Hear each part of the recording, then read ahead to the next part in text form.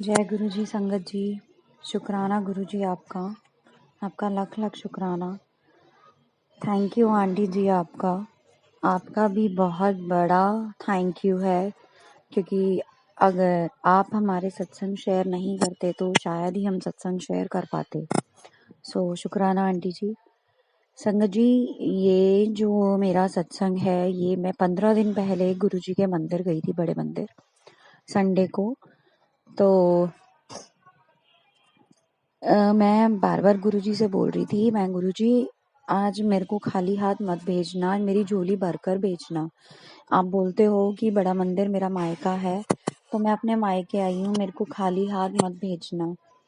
संगत जी, मैंने दर्शन किए, चाय प्रसाद लिया, दर्शन किए। दर्शन करने के बाद हम आगे, मैं मतलब जब आगे दरबार में गुरुजी के वहां पर बिठा रहे थे दरबार में, तो मैं दूसरे फर्स्ट लाइन में सेकंड रो में बैठी हुई थी। मैं बहुत रोई गुरुजी के आगे। मैंने कहा गुरुजी आज अपनी बेटी को खाली हाथ मत भेजना।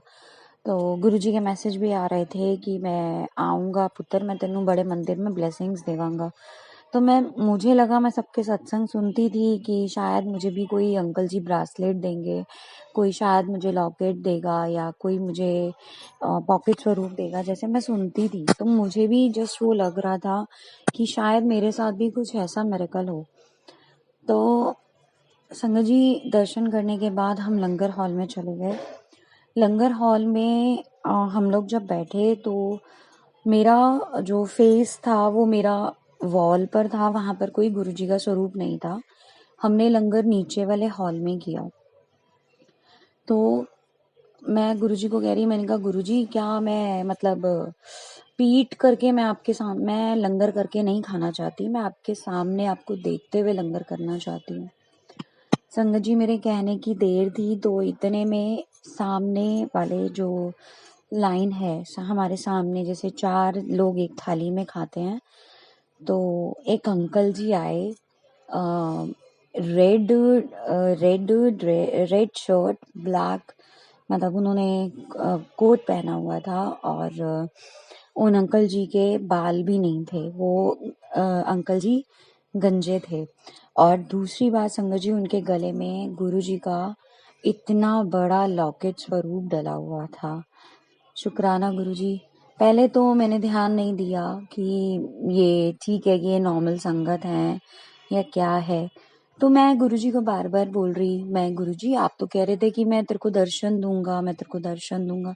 और मैं बहुत रोती रही, लंगर प्रसाद करते हुए बहुत रोती रही। और वो जो अंकल जी मेरे बैठे हुए थे मेरे सामने, तो वो जो अंकल जी थे ना, मुझे देख देख के मुस्कुराए जा रहे थे। तो मुझे लगा पता नहीं ये अंकल जी क्यों मुस्कुरा रहे हैं। मुझे तब ये बिल्कुल भी माइंड में नहीं था कि ये गुरुजी हैं। तो उसके बाद संगत जी, मैं लंगर प्रसाद किया, मैं घर पर आ गई। तो मंदिर से निकलते निकलते भी मैंने गुरुजी को बोला, मैंने कहा गुरुजी कोई तो ब्लेसिंग्स दे दो, मुझे भी दर्शन दे दो गुरुजी, चाहे तितली स्वरूप में, चाहे मोर स्वरूप में, जैसे भी दे दो। मुझे नहीं हुए। फिर भी जब हम शटल सेवा से पार्किंग में जा रहे थे, तब भी मैंने गुरुजी को बोला, मैंने कहा गुरुजी अब तो आपकी बेटी जा रही है, क्या खाली विदा करोगे? मैं ज्ञान थी, मुझे पता ही नहीं था। उसके बाद संगत जी, जब मैं पता नहीं अचानक से कल गुरुजी का एक मैसेज आया, पुत्र मैं तेनू इतनी बार दर्शन दे चुका हूँ पर तू मैंने पहचानती नहीं है। मैं कहा गुरुजी कब आए? फिर गुरुजी के मैसेज आ रहे थे बार बार कि मैं तेरे को सफेद चोले में दर्शन दूंगा या लाल चोले में दर्शन दूंगा, ऐसे गुरुजी के मैसेज आ रहे थे। तो कल मैं बाय चांस बैठी हुई थी, तो मैं गुरुजी से यही शिकायत कर रही थी। मैंने कहा गुरुजी, मैं जो भी सत्संग सुनती हूँ ना, उसमें सब कोई ऐसे ही बोलता है कि गुरुजी ने मुझे ऐसे दर्शन दिए, ना आप मुझे कबूतर रूप में दर्शन देते हो, ना तितली रूप में दर्शन देते हो, और ना ही आप मुझे मतलब कुछ ब्लेसिंग्स देते हो। तो मैं यही सोच रही थी। तो पता नहीं आज गुरुजी ने सुबह सुबह जब मैं मंत्र जाप सुन रही थी, तो गुरुजी ने ना उन अंकल जी का फेस मुझे दिखाया कि मैंने देख तुझे ऐसे दर्शन दिए थे। तो मैंने जब वो सारा याद किया तो मैं इतना रोई कि गुरुजी मेरे सामने बैठे थे और मैं उनको पहचान नहीं पाई। मैं कितनी कितनी ज्ञानी हूँ, मैं उनको पहचान नहीं पाई। मैंने इतनी बड़ी भूल कर दी कि गुरुजी खुद मेरे सामने बैठ के हम मेरे साथ लंगर किया और मैं नहीं पहचान पाई। सॉरी गुरुजी, सॉरी गुरुबा, मैं नहीं पहचान पाई, अपनी बेटी को माफ कर देना। संगत जी बार बार गुरुजी के मैसेज आ रहे थे, पुत्र मैंने तेरे को 7 नंबर्स की 777 की ब्लेसिंग्स दी हैं। तो मैं मतलब जैसे गुरुजी किसी किसी का भी सत्संग सुनती थी, तो एक संगत आंटी का मैसेज आया मेरे पास। सत्संग था उनका, संगत आंटी का, कि गुरुजी ने मेरे को 777 की ब्लेसिंग्स दी है। तो उन आंटी ने स्पेशली ये बोला कि जिस किसी के सामने भी 777 की ब्लेसिंग, उसे इग्नोर ना करें, क्योंकि वो बहुत बड़ी आपकी ब्लेसिंग्स हैं। तो गुरुजी मुझे भी बार बार यही मैसेज दे रहे हैं, पर मुझे नहीं पता गुरुजी क्या करेंगे लाइफ में। जो करेंगे गुरुजी करेंगे, सब कुछ गुरुजी के ऊपर छोड़ दिया। और ना मुझे अब किसी ब्लैक मैजिक से डर लगता है, क्योंकि मुझे पता है मेरे गुरुजी महाराज मुझे कुछ नहीं होने देंगे, क्योंकि मुझे पता है मेरे ऊपर ब्लैक मैजिक करने वाला कौन है कौन नहीं है। गुरुजी मुझे सब दिखा चुके हैं। संगत जी आप बिलीव करेंगे कि मेरे फादर इन लॉ की अभी 3.5 महीने पहले डेथ हुई है। तो संगत जी मैं गुरुजी को बार बार ये बोल रही थी कि गुरुजी ये अचानक से नहीं हो सकता, ये कोई ब्लैक मैजिक ही है। तो फिर उसके बाद गुरुजी का मैसेज आया, तो गुरुजी ने मुझे बोला कि पुत्र वो कोई अचानक मौत नहीं, ये मतलब ब्लैक मैजिक की वजह से हुआ है, और मैं तेरे को उसका चेहरा सपने में दिखाऊंगा जिसने उनको ये सब किया है।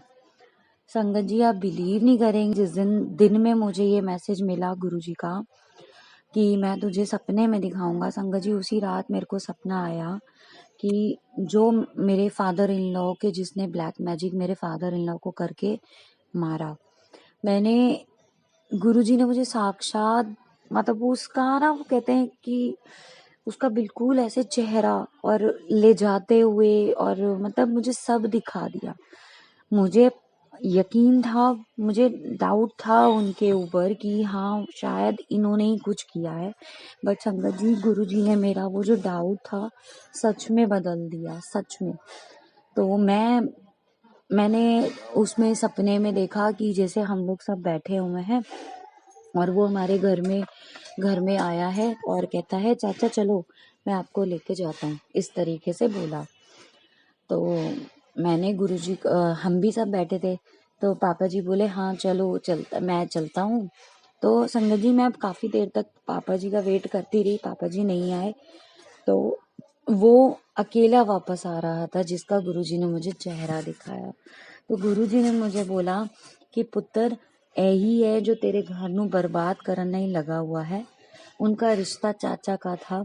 गुरुजी ने मुझे बस इतना बता दिया, पर मुझे गुरुजी ने उनका फेस भी दिखा दिया। शुक्राना गुरुजी आपका। गुरुजी ने मुझे ये भी बोला कि पुत्र संभल के रही, होली आ रही है, होली पे ये ब्लैक मैजिक बहुत असर करता है, पर तू घबराई ना, मैं तेरे को कुछ नहीं होने दूंगा। संगत जी मैं कल की बात बताती हूँ। कल शाम को मतलब मेरी शादी हुए 20 साल हो गए हैं संगत जी, पर मेरे आज तक अपने रूम में कभी छिपकली नहीं देखी, कभी भी। तो संगत जी मैं अचानक से, जैसे कल गेस्ट बहुत आए हुए थे, तो मैं वैसे ही अचानक से किसी काम से कमरे में आई अपने, तो मैंने अपने रूम में लीजर्ड देखी। तो मैं छिपकली वगैरह से बहुत डरती हूँ। तो एक बार तो मुझे लगा कि वैसे ही आ गई होगी अचानक से कहीं से, तो मैंने वो कर दिया। बट मैंने अपनी एक जो मेड है मैंने उनको बुलाया, मैंने कहा आंटी मेरे कमरे में ना लीजर्ड आ गई है, तो प्लीज आप उसको निकाल दो। बट वो नहीं निकली। उसके बाद संगत जी मैं फिर काम में लग गई। मैंने कहा चल गुरुजी आप पे ही देख लेंगे, छोड़ के मैं अपना फिर किचन में काम में लग गई। मैं जब दोबारा वापस आई तो वो जो लीजर थी वो मेरी अलमीरा के अलमीरा पर चढ़ गई। तो मैंने अपने हस्बैंड को बुलाया, मैंने कहा इस लीजर्ड को बाहर करो, मैं तो कमरे में भी नहीं बैठ सकती, ना मैं सोने की सोच सकती हूँ। तो संगत जी मेरे हस्बैंड से भी नहीं निकली वो छिपकली। तो वो छिपकली निकली ही नहीं। तो संगत जी उसके बाद वो छिपकली मुझे कहीं दिखी भी नहीं। जब मैंने गुरुजी को बोला, मैंने कहा गुरुजी आपको पता है कि मुझे छिपकली से कितना डर लगता है, तो आप भी इस छिपकली को बाहर निकालिए। मुझे नहीं पता, आप भी इस छिपकली को बाहर निकालेंगे, जैसे मर्जी निकालिए। संगत जी वो छिपकली मुझे कहीं पर भी नहीं मिली। उसके बाद मुझे वो छिपकली दिखी ही नहीं, 1 मिनट के लिए भी नहीं दिखी।